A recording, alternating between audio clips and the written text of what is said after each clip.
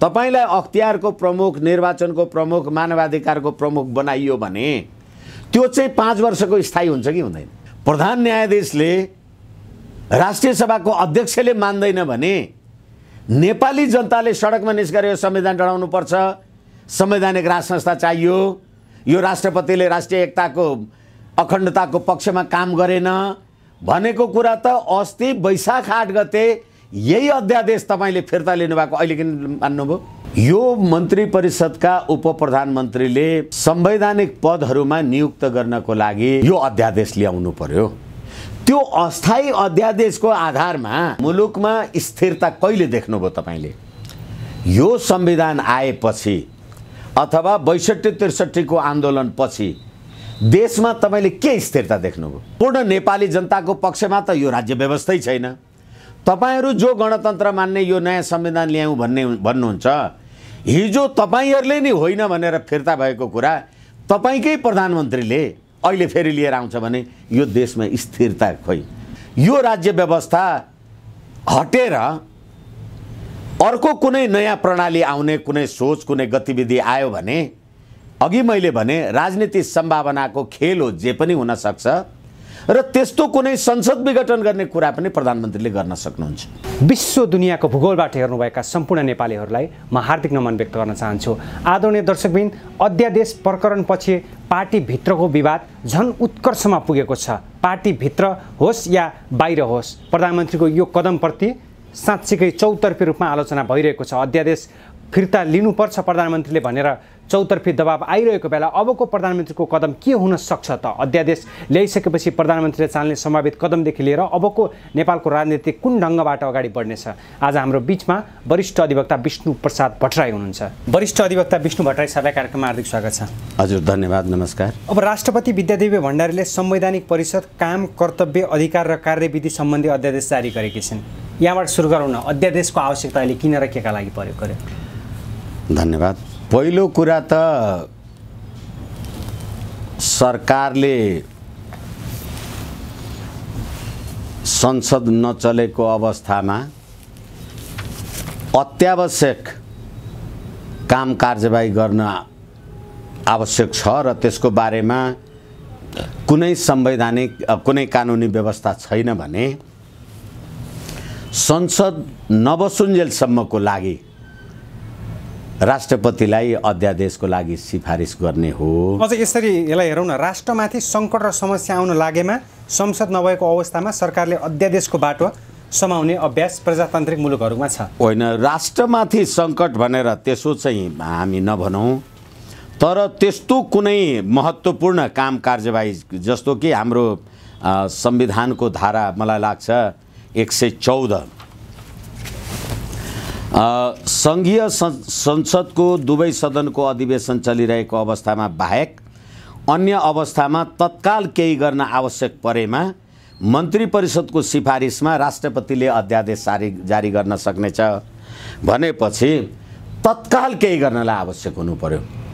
अहिले तपाईले जुन संवैधानिक परिषदको काम, कर्तव्य र अधिकार सम्बन्धी कार्यविधि सम्बन्धी ऐन 2066 लाई संशोधन गर्ने अध्यादेश ल्याउनु भयो, त्यो अध्यादेश हेर्दाखेरि तपाईले संवैधानिक परिषदको कार्य सम्पादन प्रक्रियालाई मात्रै तलमाथि गर्नुभयो र के त्यस्तो आवश्यक सङ्कट पर्यो देशमा अथवा त्यस्तो महत्त्वपूर्ण अहिले नगरी नहुने के काम आइलाग्यो र तपाईले यो अध्यादेश ल्याउनु? पार्टीभित्र कुनै सल्लाह नगरिकन हठात ल्याएको निर्णय भनिन्छ नि त्यसलाई? होइन, पार्टीभित्र तपाईँ सल्लाह गर्ने नगर्ने तपाईको आफ्नो पार्टीभित्रको कुरा आफू जान्नुहोस्।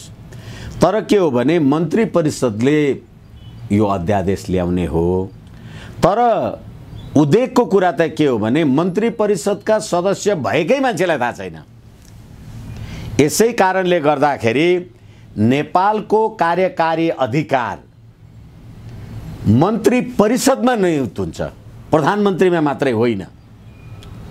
यस कारणले गर्दाखेरि अहिले मन्त्री परिषदले जुन प्रकारको मन्त्री परिषदको सिफारिसमा राष्ट्रपतिले यो अध्यादेश ल्याउनु भयो भनेर भनिएको छ, यो सरकारका मन्त्रीलाई थाहा छैन। पार्टीको कुरा छोड्नुहोस् न, त्यस्तो अध्यादेशलाई राष्ट्रपतिले किन मन्जुर गर्नुभयो? एक। र अर्को कुरा के भने संवैधानिक परिषदको गठन अथवा संवैधानिक परिषदको संरचना सम्बन्धी कुरालाई तलमाथि गर्नको लागि त गएको वैशाख 8 गते पनि यस्तै अध्यादेश आएको थियो। जुन अध्यादेश 48 घण्टा पनि टिकेन र राष्ट्रपतिजीले त्यसलाई फिर्ता लिनुभयो, किनभने संविधानको धारा 114 ले 14 को 2 को ख ले त्यस्तो अध्यादेश जुनसुकै बखत राष्ट्रपतिले फिर्ता गर्न सक्छ भनेपछि उहाँले त यो अध्यादेश काम नलाग्ने रहेछ भनेर त्यतिखेर फिर्ता लिएको त हो। तर त्यही अध्यादेश अहिले दल विभाजनको कुरालाई चाहिँ यसमा जोड्नु भएन। तर दल विभाजन सम्बन्धी पनि अध्यादेश आउन सक्ने होइन, किनभने त्यतिखेर चाहिँ त्यो पनि जोडेको थियो। अहिले चाहिँ संवैधानिक परिषदमा र फेरि अझै अर्को कुरा गर्ने हो भने हुन त अब यिनीहरूसँग नैतिकताको के कुरा गर्ने? अध्यादेश भनेको राष्ट्रपतिले जुनसुकै बखत फिर्ता लिन सक्छ। राष्ट्रपतिले तुरुन्तै स्वीकृत गर्नलाई पनि कसरी हेर्न मिल्ने हो? त्यो होइन, त्यसमा पनि हामी छलफल गर्न सक्छौँ। र संसदको बैठक बसेको मितिले 60 दिनभित्र यदि संसदले त्यसलाई अनुमोदन गरेन भने स्वतः खारेज हुन्छ। अहिले भर्खरै तपाईले भन्नुभयो राष्ट्रपतिजीको काम कारबाही, उहाँको भूमिकाको बारेमा। राष्ट्रपतिजी एउटा कुनै पार्टीको पनि गुट विशेषको नेता जस्तो भएर काम कारबाही गरिराख्नु भएको छ, धेरैचोटि भनिएकै हो। तर अहिले पनि के हो भने मैले तपाईलाई निवेदन गर्न खोजेको कुरा के हो भने यो मन्त्री परिषदका उपप्रधानमन्त्रीले संवैधानिक पदहरूमा नियुक्त गर्नको लागि यो अध्यादेश ल्याउनु भनेर भन्नुभयो। तर तपाईले अहिलेसम्म शिवमाया तुम्माम्फे भन्ने मान्छे उपसभामुखबाट निवृत्त भएपछि आजसम्म कोही मान्छे उपसभामुख ल्याउनु भयो? संसद चल्यो, संसदलाई अथवा त्यो पद तपाईलाई आवश्यक पर्यो कि परेन? र हिजो तपाईले जनताको प्रत्यक्ष निर्वाचनबाट पटक पटक पराजित भएका मान्छेहरूलाई समानुपातिकको हिसाबले, प्रतिनिधिमूलक निर्वाचनको हिसाबले गाउँपालिकाको चुनाव हारेका, प्रतिनिधि सभाको चुनाव हारेका मान्छेहरूलाई राष्ट्रिय सभामा ल्याएर राख्नु भएको छ। अनि त्यो राष्ट्रिय सभाको अध्यक्ष भएको मान्छे कठपुतली सरह प्रयोग गर्न पाइन्छ भनेर त्यसलाई ल्याउनु। अब फेरि त्यति मात्रै नभएर अर्को कुरा मैले निवेदन गर्न चाहेको चाहिँ के हो भने तपाईले तत्काल केही गरी नहुने कुराका लागि अध्यादेश ल्याउनु पर्थ्यो, त्यसको औचित्य स्थापित भएन। एक। र अर्को कुरा संसद बसेको 60 दिनभित्र स्वतः निष्क्रिय हुन्छ यो संसदले यदि यो अध्यादेश अनुमोदन गरेन, विधेयक मानेन भनेदेखि तपाईले अहिले 60 दिनभित्र जे मन लाग्यो त्यही गर्नका लागि, संवैधानिक पदहरूमा नियुक्ति गर्नका लागि अध्यादेशमा टेकेर कुनै पनि निर्णय गर्न सक्नुहुन्छ प्रधानमन्त्रीले। अहिले उहाँहरूले भनेको त्यही छ, संवैधानिक पदहरूमा आदि इत्यादि खाली। तर तपाईले कानुन चाहिँ ल्याउनु भयो, कानुन पनि होइन अध्यादेश चाहिँ ल्याउनु भयो अस्थायी। त्यो अस्थायी अध्यादेशको आधारमा तपाईलाई अख्तियारको प्रमुख, निर्वाचनको प्रमुख, मानवाधिकारको प्रमुख बनाइयो भने त्यो चाहिँ 5 वर्ष तपाई आफै अस्थायी हुनुहुन्छ। तपाईले गरेको निर्णयद्वारा चाहिँ स्थायी मान्छेहरू आउन पाउनु, अनि त्यसलाई नेपाली जनताले मान्नुपर्ने। र यो अध्यादेश अथवा हाम्रो संवैधानिक परिषद सम्बन्धी व्यवस्था प्रधानमन्त्री, प्रधान न्यायाधीश,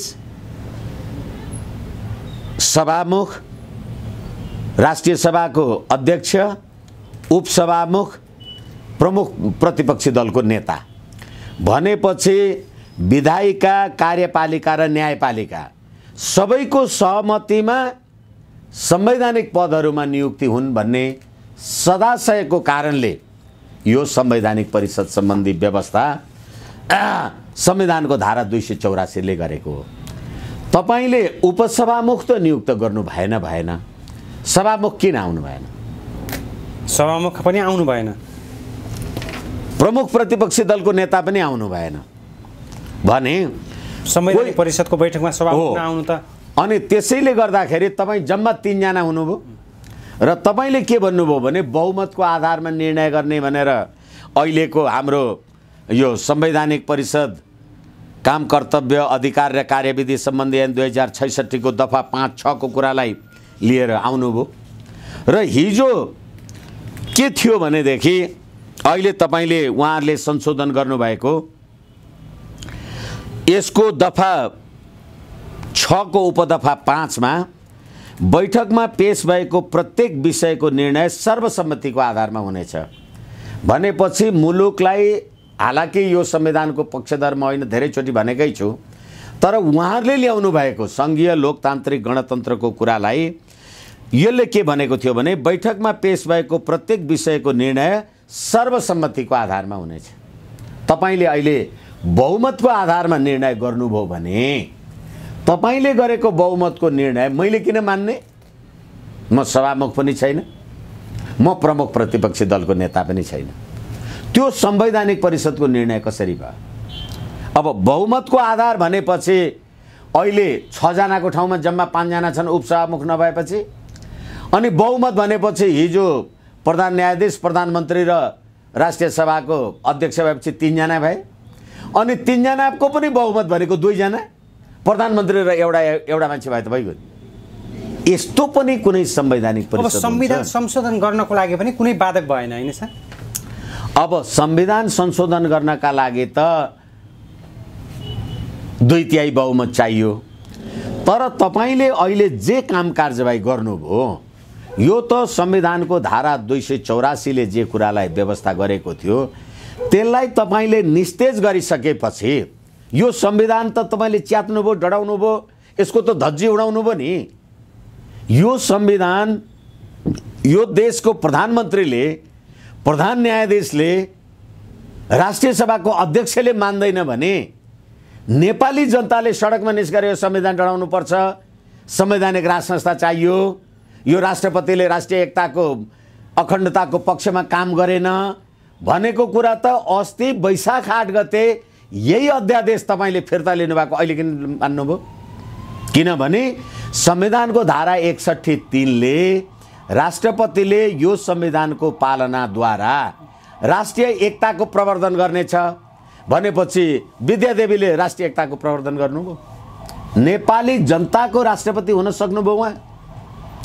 यसै कारणले गर्दाखेरि जनता सडकमा यो राज्य व्यवस्थाको विरुद्धमा आए, संवैधानिक राज संस्थाको पक्षमा नारा लाग्यो भन्दाखेरि चाहिँ यी गणतन्त्रवादीका यी हुन्डी खाकाहरू, विदेशीका के भकाहरू चाहिँ अखबारमा 50औं कुरा लेख्छन्। अहिले नेपाली जनताले सडकमा यो आन्दोलन लगाइराखेका छन्, सत्ता निरङ्कुश भएर गइराखेका छ। अब यो लोकतान्त्रिक संविधान हो। अहिले तपाईँ 2 जना बसेर गरेको निर्णय त्यो संविधान बमोजिम संवैधानिक परिषदको स्वतन्त्र निर्णय हुन्छ। त्यो मानवाधिकार र विधिको शासन मानवाधिकार आयोग तपाईले बनाउनु भएको छ। तपाईकै पार्टीका मान्छे हत्यारा हुँ म 5000 को भनेका छन्, तिनीहरूलाई कारबाही गर्न सक्छ भने। अब ठ्याक्क अध्यादेश आइसकेपछि नेकपाका अर्का अध्यक्ष पुष्पकमल दाहाल प्रचण्डले पनि लोकतन्त्रमाथिको उपहास हो भनेर भन्नुभएको छ र प्रमुख प्रतिपक्ष नेपाली कांग्रेस पनि विरोधमा आएको छ। नेपाली कांग्रेस सम्बन्ध नेपाल तरुण दलले त राष्ट्रपति विद्यादेवी भण्डारीलाई महाअभियोग र प्रधानमन्त्रीलाई अविश्वासको प्रस्तावको माग गरेको छ। यो सम्भव छ कि? सम्भव छैन। किनभनेदेखि महाभियोगको प्रस्ताव पुर्याउने 25% सदस्य छैन यिनीहरूसित, 2/3 को त वामपन्थीकै सरकार छ। यसै कारणले गर्दाखेरि अब यो सरकार अथवा यो संसद यसरी निरङ्कुशता उन्मुख भएपछि यस्तो संसद, यो व्यवस्था नेपाली जनतालाई किन चाहियो भन्ने चाहिँ पो प्रश्न गर्नु पर्यो। संसदको आयुमाथि अहिले प्रश्न खडा भएको हो। संसद विघटन हुन सक्छ, पार्लियामेन्ट डिजल्भको होइन। यो प्रश्न खडा भएको र नभएको भन्दा पनि म शेषमणिजीलाई के निवेदन गरौँ भने यो संसदको औचित्य चाहिँ के देखियो? केही काम हुनु पर्यो नि। त्यसो भए संसद विघटन हुन सक्छ। हो, विघटन गर्ने कसले? प्रधानमन्त्रीले हैन।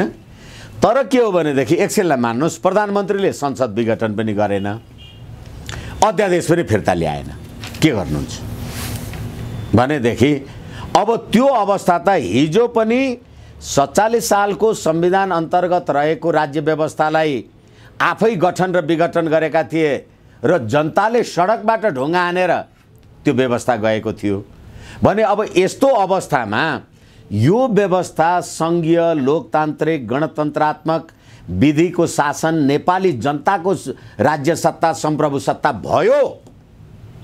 तपाईँ दुईजना बसेर मानवाधिकार आयोग अथवा सम्पूर्ण संवैधानिक पदहरूमा नियुक्ति गर्ने अनि माओवादीले मेरो बुवा आमा दाजुभाइ अथवा काका देशभरिमा 17,000 मान्छे मारेको छ, ती अपराधीलाई कसले कारबाही गर्ने भनेको? अनि यो नेपाली जनताको व्यवस्था भयो। ठ्याक्कै प्रधानमन्त्री केपी शर्मा ओलीको यो कदमले मुलुक अस्थिरतातर्फ त जाने होइन अथवा संवैधानिक राजनीतिक सङ्कट त उत्पन्न हो। मुलुकमा स्थिरता कहिले देख्नुभयो तपाईँले? यो संविधान आएपछि अथवा 62-63 को आन्दोलन पछि देशमा तपाईँले के स्थिरता देख्नुभयो? सत्ताधारी पार्टीको घरमा दुच्छड लोग्ने र स्वास्नीको झगडा जस्तो हरेक 15 दिनमा तन्तरमा भन्ने, एउटाले अर्कालाई भ्रष्टाचारी भनेको छ, अर्काले अर्कालाई हत्यारा भनेको छ, एउटाले अर्कालाई वाइट बडी, अब दुनियाँभर कुराहरू छन् भने संसदले पास गरेको विधेयक कार्यान्वयन हुन सक्दैन।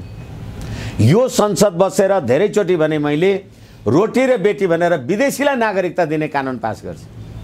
कहाँ स्थिरता देख्नु भएको छ मलाई भन्नुहोस् त? एउटा मात्रै ठाउँ बताइदिनुहोस् मलाई।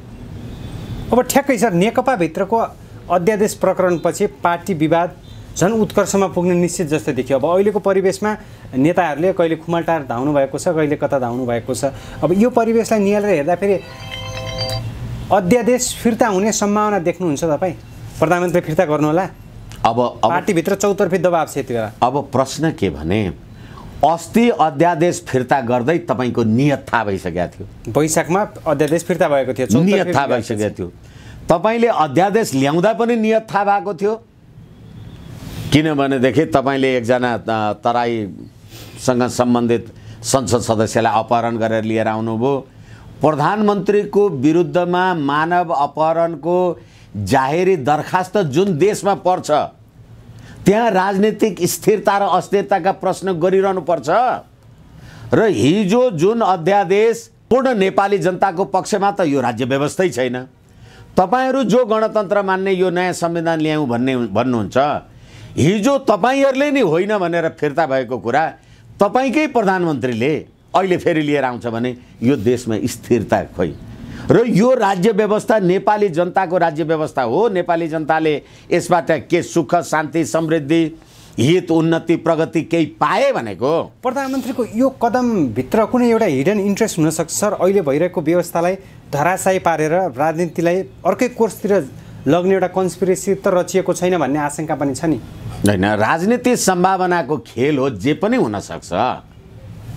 तर फेरि पनि मैले तपाईँलाई भने, यदि प्रधानमन्त्रीको त्यस्तै नियत रहेछ भने पनि तपाईँसँग मैले अहिले पनि पटक पटक निवेदन गरिराखेको छु, यो राज्य व्यवस्था नेपाल र नेपाली जनताको शान्ति समृद्धि स्थिरता उन्नति हित राष्ट्रिय हितको व्यवस्था होइन रहेछ भन्ने चाहिँ प्रमाणित भयो। पर्दा पछाडि बसेर प्रधानमन्त्री ओली स्वयं यो व्यवस्था सिद्धाउन लागि परेका छन् भन्ने पनि आरोप लाग्यो नि त अहिले। प्रधानमन्त्री ओलीले त बैलगाडा चढेर अमेरिका पुगिँदैन भनेर सङ्घीयता काम लाग्दैन भनेकै हो नि।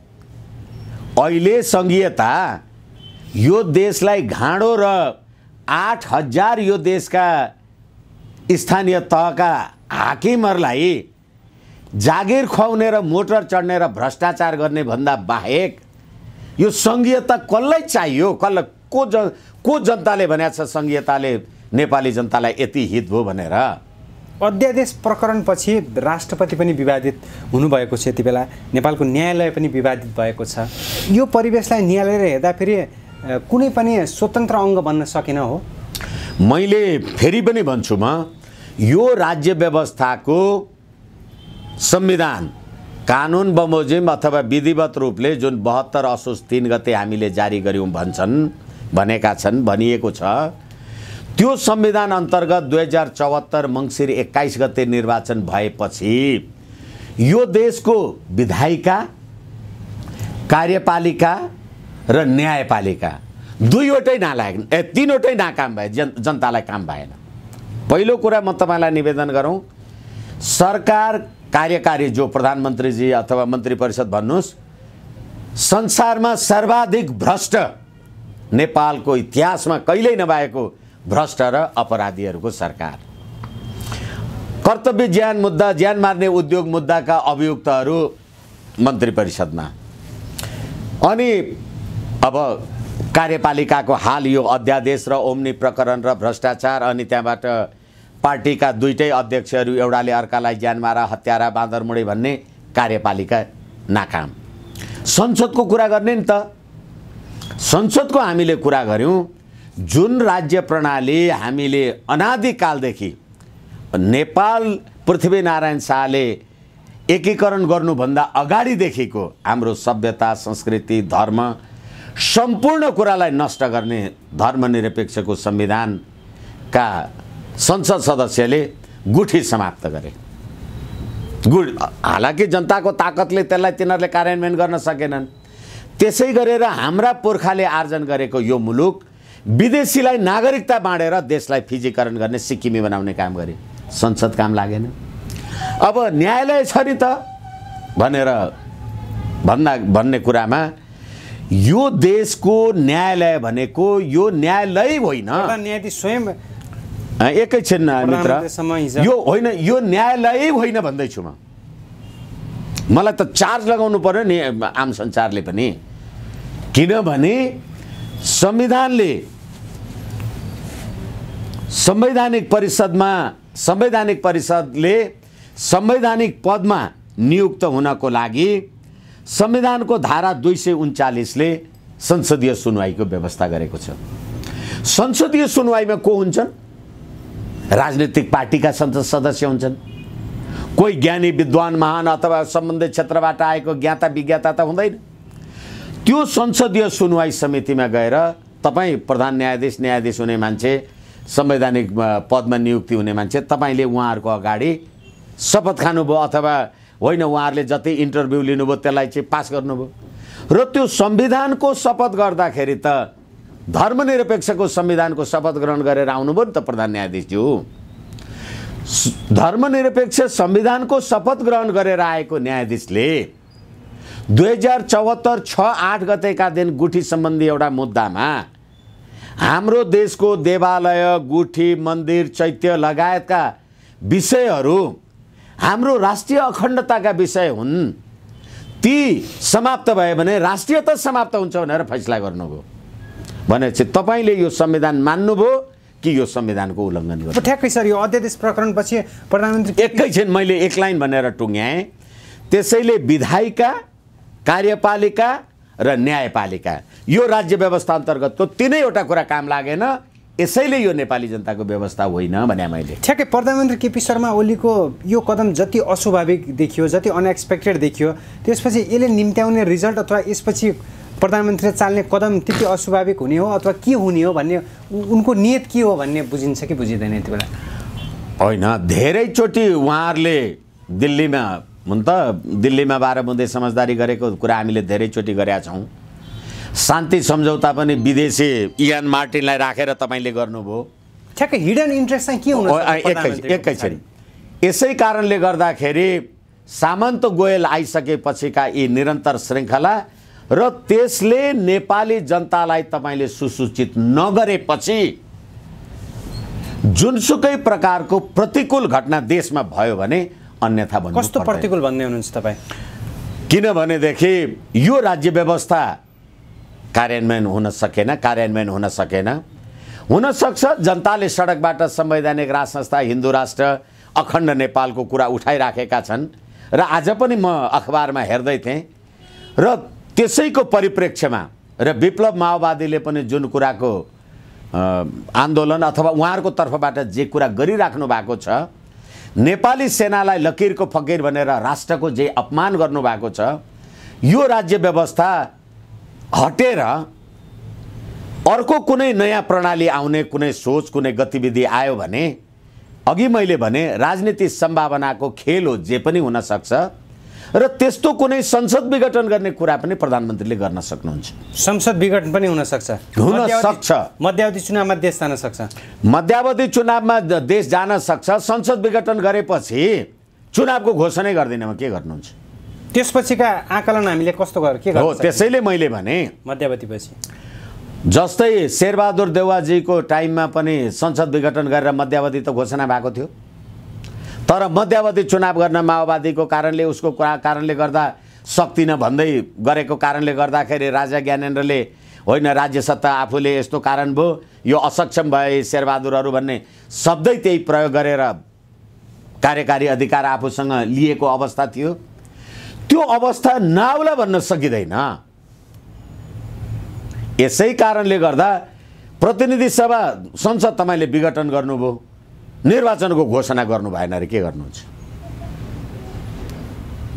अब अदालत छ भन्ने कुरा तपाईँले भन्नु होला।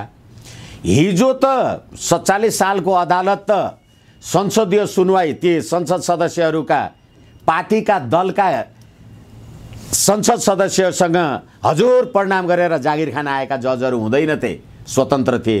अहिले त सबै राजनीतिक दलको भागभण्डामा भर्ना भएका जजहरू हुन्। अदालतले के गर्न सक्छ? गरेन रे निर्वाचन, तपाईँ के गर्ने? तपाईँ प्रधानमन्त्रीलाई निकाल्नुहुन्छ।